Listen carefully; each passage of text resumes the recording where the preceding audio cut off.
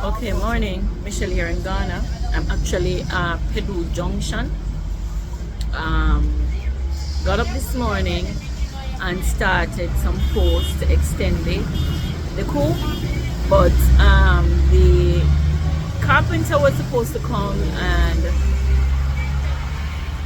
I identified two holes. I got rain recently, and I identified two holes in the roof near the kitchen bedroom area there, and he had left something undone that I wanted him to fix. He said he was going to come this morning, but he didn't. So I got up with the intention of sieving some sand for the plastering and the tiling of the hall near the bedroom area, but I didn't want to be alone at home for the entire day. So I tried to finish what I was doing and then arranged to leave with Davia. We're gonna walk some places. A friend of ours, she knows where quite a number of things can be found. So we were going to do that. So a conversation came up. And this video is a little bit different, not about my building, but a conversation Davia and I had. We've had it a couple times since we started on this business journey. I had a recent conversation with some friends regarding domain. I just wanted to share that information and caution persons. And the reason why I think it's important, I am realizing that quite a number of persons who operate on YouTube, they have not everybody, I know that, but some persons have domains and websites targeting the business, focusing the business. I'm not sure which the appropriate language here. And one of the things I'm discovering, dialoguing with Davia, is that there are persons who take on consulting, so they are the middle person between you and the skilled worker when you're building your infrastructure for your business, technological part as it concerns building your website and all that, right? And the concern is where your domain is concerned. Specifically, domains that are free are limited in what they can do. So you have to identify exactly what you want from that domain, what infrastructures you want to build from that domain before you decide that the free is going to be okay for you. Attached to that, if you employ someone to build anything using a domain, make sure that they are not buying that domain using their own personal credentials. Because the danger is that will not be felt until you have built a structure for your business that is monumental enough to be very destructive. It's like pulling the rug from under you. When someone buys a domain in their name, it means you have no access. It means, yes, you and when I say no access, I mean that you don't have access to the domain itself, the credentials for the domain. You can navigate the features and the things built on the domain. So if you have videos on it, you have HTMLs to whether it's advertising what you're selling, I don't know what your business entail, but you have access. You can navigate, people can go there, you can sell from there, you can do a number of things. But if you and that person who built your domain using their credentials fall out, they can pull the rug from under you. And you need to understand how serious that is. Somebody builds your domain, buys it using their credentials, your business is built on it, you have had it for years. You are doing, and this person is going back and forth, any difficulty, you just reach out to them, let them do what they do. They can do all of that for years and it's successful until it's not. They have the power to hold your business at rest. They have the power to say, oh, I'm going to increase whatever fees by 50%. And you say, no, that's not fair. And, you do your back and forth until they say, no, this is my business.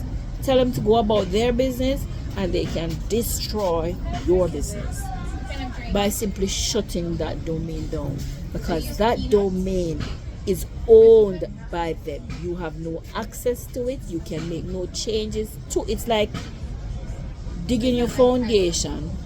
You don't know what they used to build it, but it's something that they can just press a button, destroy the foundation, and the whole of the building drop.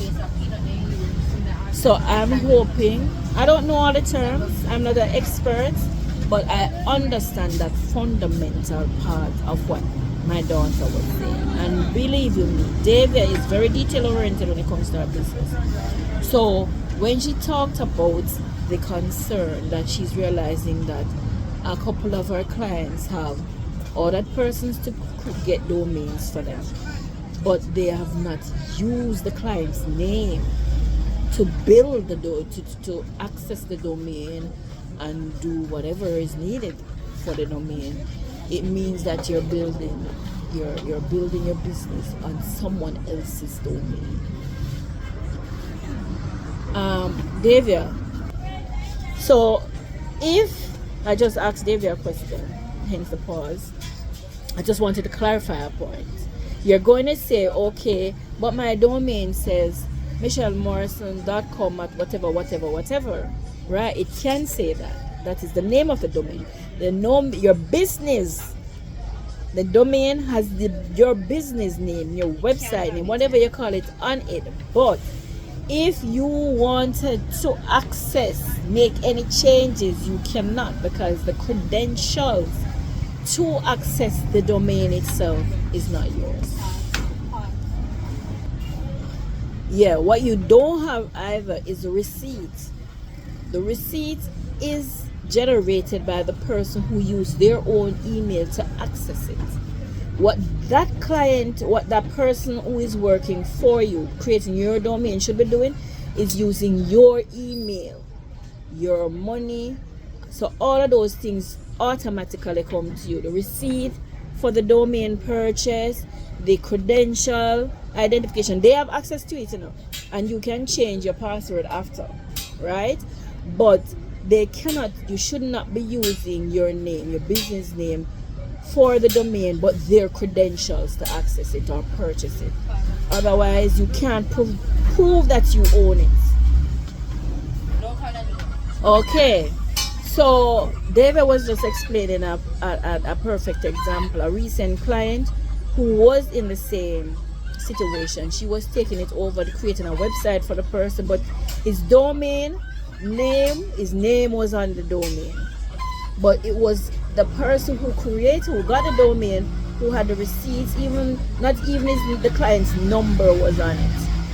And David had to call customer service, but even though she interacted with customer service to get it switched over to the actual owner of it, they still had to validate the transfer from the person who initialized the purchasing of the domain.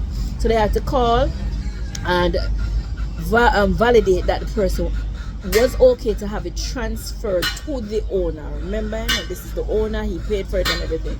But because his credentials weren't on it, no telephone number from him, his email wasn't the email who purchased it, none of that, it meant that customer service for that domain still had to call the person who it originated from.